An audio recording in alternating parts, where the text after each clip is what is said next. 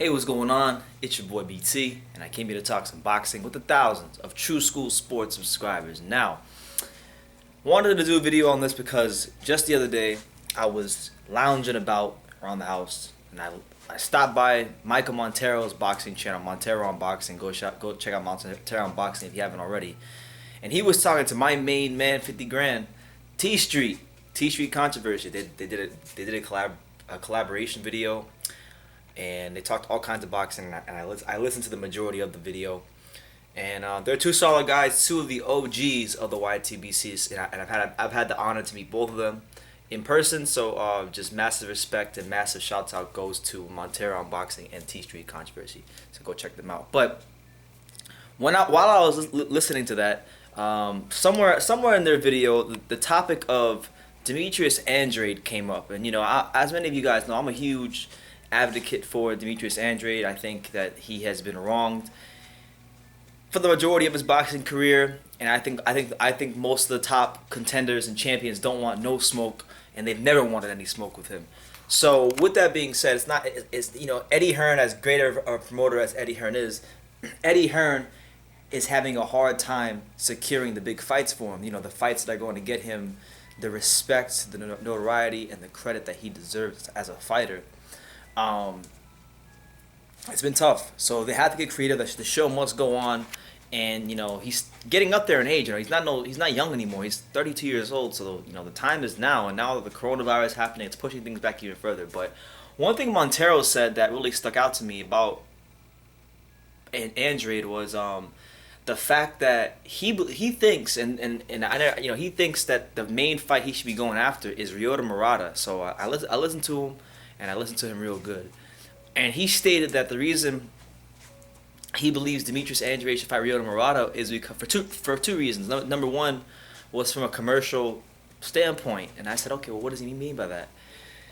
He went on to talk about how big Murata is in Japan. He's huge in Japan. I mean, I knew he was big, and I hear it sometimes, but sometimes people like Montero have to remind me of how huge Murata is in Japan. This guy, Murata, is getting like 10 million viewers, 20 million viewers, just millions upon millions of viewers in his fights in Japan. So while he may not be a big name or a household name across the world or the world over, he's a megastar in Japan because this is a guy that represented them in the Olympics. I believe he won a gold medal.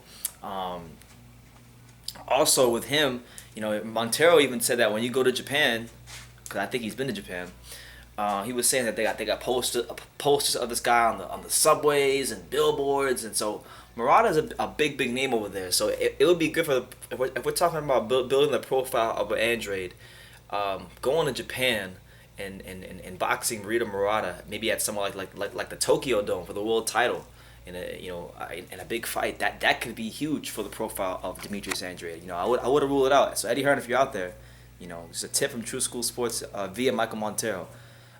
Boo Boo Andrade versus Ryota Murata for the WBA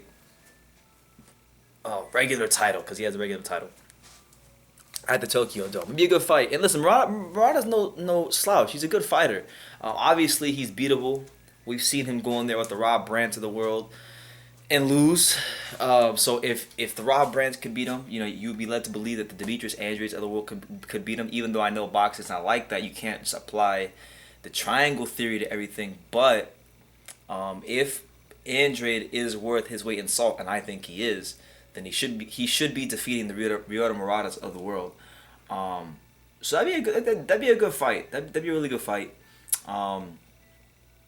And honestly, I would say like this, it would make a lot of sense too from a political standpoint, because Canelo is the WBA super champion, right? And much to our knowledge, remember, there was a point in time where Canelo versus Ryota Murata in Japan was being discussed and it was being talked about.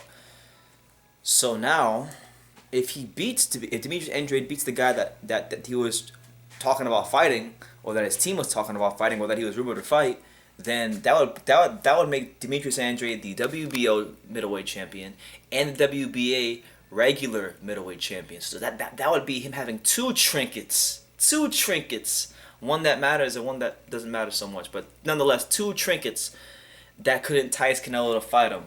And then if Canelo still doesn't want to fight him, and if Canelo still doesn't acknowledge him after that, listen, I don't care if you're the biggest Canelo fanboy or not. If he goes and he fought Ryota Murata, whooped up on him or just beat him and got the belt, then you're gonna absolutely, positively have to acknowledge the fact that Canelo don't want no smoke with this guy. He doesn't want to fight him. So I think that's the route he should go. I know there's other options out there. You got like Derevyanchenko, and he wants Charlo, and those are the fights that Eddie Hearn and Andrade are calling out for. But listen, Murata's the one you should be going after because it's gonna build your profile if you fight him in Japan. It's gonna get you another belt that could position you for a Canelo fight and put more pressure on him to fight. And it's a guy that you should beat in Murata, okay? And listen, this is the same Demetrius Andrade that's been fighting the Luke Keelers of the world recently. So you've been fighting guys you could beat recently. So why not step it up a bit and fight another guy who I think you can still beat, but a guy that's still a quality, solid fighter in Ryota Murata. And I think it'd be a great fight. So listen, there's Derevyanchenko. I mean, I've always wanted to see Demetrius Andrade versus Sergey Derevyanchenko, but in terms of what's going to be the best for his career, if he wins moving forward, it's that fight right there. It's that fight right there, and I'm thankful that Montero kind of brought that back to my attention, the Murata fight. Because Murata, even though he's a big star in Japan, he sure as hell ain't no big star over here. Because I always forget about Murata. I always forget that he even exists. Because and it's not even just that. Like, he's from Japan, and I know he might be one of the biggest stars, if not the biggest star in Japan. But honestly, I think about like 4 or 5 Japanese fighters before I even think about Murata. I think of Inoue. I think of freaking Kenshiro. I think about Inoue, Kenshiro, Kazuto Ioka. I can think about 3 or 4 fighters before I even get to the Muratas of the world. And that's not hating on Murata. That's just me being honest. So he needs to get some wins and be a bit more active to get my attention or keep my attention, because I know who he is. I know he's a good fighter, but he's not. I don't think about him nearly as much as I do the other great Japanese fighters. Because right now, Japanese boxing is on a high, and the same way you could say that British boxing's in a golden age, I think Japanese boxing, even more so in my opinion, could be in a golden age itself. In the smaller weight classes. So let me know what you guys think in the comments down below. Demetrius Andrade versus Ryota Murata. Is this the route he should go? Let me know what you guys think in the comments down below. Take the time to subscribe, and like I say in every single one of these videos, you can love me or you can hate me, but I'm just a kid from Daniel. So until next time, take care, guys.